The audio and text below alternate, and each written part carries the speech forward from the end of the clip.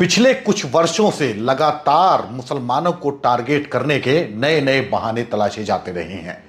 कोई आपदा आ जाए, मुसलमानों को जिम्मेदार ठहरा दीजिए। भूकंप आ जाए, मुसलमानों को जिम्मेदार ठहरा दीजिए। पेट्रोल के दाम बढ़ जाए, मुसलमानों को जिम्मेदार ठहरा दीजिए। सब्जियों के दाम बढ़ जाए, मुसलमानों को जिम्मेदार ठहरा दीजिए। बेरोजगारी आए, मुसलमानों को जिम्मेदार ठहरा दीजिए।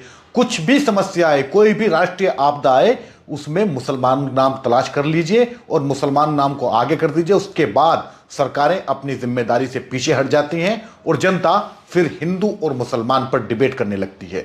हैरानी तो तब होती है जब राज्य को चलाने वाले मुख्यमंत्री या फिर मंत्री की कुर्सी पर बैठे हुए लोग इस तरह की बचकानी बातें करते हैं, इस तरह के सांप्रदायिक बयान देते। अब ताजा मामला है असम का। असम के मुख्यमंत्री ने राज्य में बढ़ती सब्जी के दामों को लेकर मुसलमानों को जिम्मेदार ठहरा दिया है और उन्होंने बाकायदा ये बात मीडिया के कैमरे के सामने कही है। किसी बंद कमरे में नहीं कही है, चोरी छिपे नहीं कही है, बल्कि सरेआम उन्होंने ये बात कही है कि ये जो सब्जियों के दाम बढ़ रहे हैं इसके लिए मियाँ जिम्मेदार है। मियाँ यानी कि असम की लोकल भाषा में बंगाली मुसलमानों के लिए मियाँ शब्द का इस्तेमाल होता है। असम की जो आम बोलचाल की भाषा है उसमें बंगाली मुसलमानों के लिए मियाँ शब्द का इस्तेमाल होता है। हेमंत विश्व शर्मा ने कहा, सब्जियों की आसमान छूती कीमतों के बारे में पत्रकारों के पूछे सवाल पर मुख्यमंत्री हेमंत विश्व शर्मा ने कहा कि इस समय जिन लोगों ने सब्जियों की इतनी ज्यादा कीमत बढ़ाई है वो कौन लोग हैं? मियाँ व्यापारी हैं जो ज्यादा कीमत पर सब्जियां बेच रहे हैं। मुख्यमंत्री ने कहा कि मियाँ व्यापारी गुवाहाटी में असमिया लोगों से सब्जियों की ज्यादा कीमत वसूल रहे हैं, जबकि गांव में सब्जियों की कीमत कम है। अगर असमिया व्यापारी आज सब्जियां बेचते तो वह कभी अपने असमिया लोगों से ज्यादा कीमत नहीं वसूलते। मुख्यमंत्री ने असम के युवाओं को आगे आने और इन कार्यों में सक्रिय रूप से भाग लेने का आह्वान किया।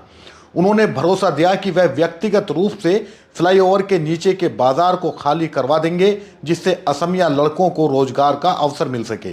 फिलहाल गुवाहाटी के फ्लाईओवर के नीचे ज़्यादातर सब्जियां और फल बेचने वाले लोग मियाँ समुदाय के मुसलमान हैं।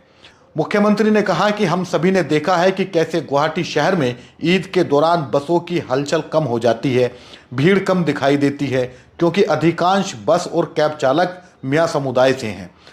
यह भाषा किसी दक्षिणपंथी संगठन के किसी उग्र नेता की नहीं है, बल्कि राज्य के मुख्यमंत्री की कुर्सी पर बैठे हुए शख्स की है।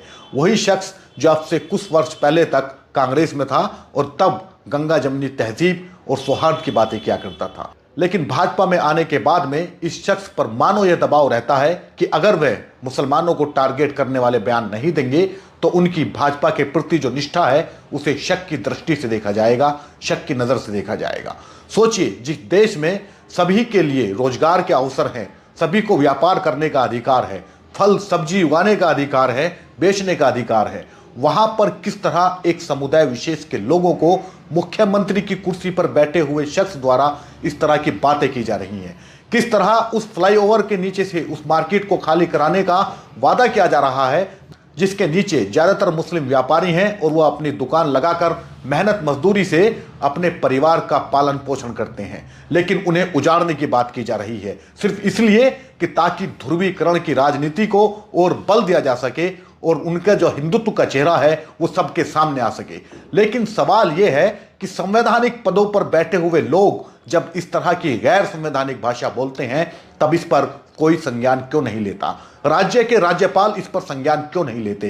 राज्य का हाईकोर्ट और देश का सुप्रीम कोर्ट इस मामले पर संज्ञान क्यों नहीं लेता? सुप्रीम कोर्ट ने तो पिछले दिनों कहा था कि हेट स्पीच जहां भी होती है पुलिस वहां पर बिना जाति और धर्म को देखे कार्रवाई करे, एफआईआर दर्ज करे और कार्रवाई करे। लेकिन जब मुख्यमंत्री की कुर्सी पर बैठा हुआ आदमी इस तरह की भाषा का इस्तेमाल करेगा तो क्या पुलिस की यह हिम्मत जुटा पाएगी कि उसके खिलाफ कार्रवाई कर सके, उसके खिलाफ एफआईआर दर्ज कर सके? शायद नहीं। पिछले दिनों प्रधानमंत्री मोदी जब अमेरिका के दौरे पर गए थे तो तब उनसे वहां पर भारत के अल्पसंख्यकों को लेकर सवाल पूछा गया था।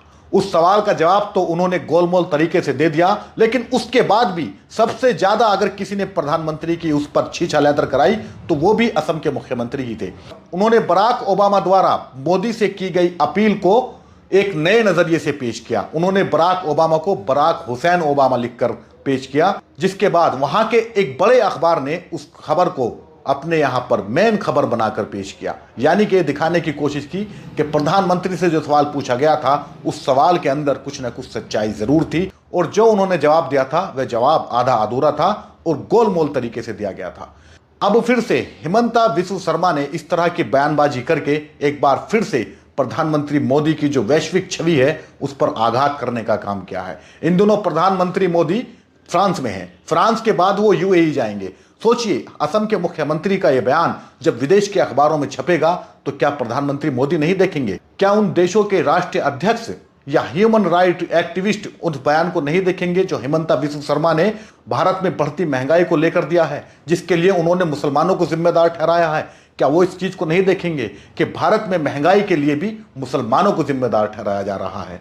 यानी अब तक जिन मामलों में मुसलमानों को जिम्मेदार ठहराया गया था, अब उसमें सब्जी की बढ़ती कीमतें भी शामिल हो गई हैं, इसके लिए भी मुसलमानों को जिम्मेदार ठहराया जा रहा है। ये सारी चीजें प्रधानमंत्री मोदी के सामने वैश्विक पटल पर रखी जाएंगी तो क्या उन्हें शर्मिंदगी का सामना नहीं करना पड़ेगा? ये अपने आप में एक सवाल है और ये सवाल मैं आपके बीच छोड़कर जा रहा हूं।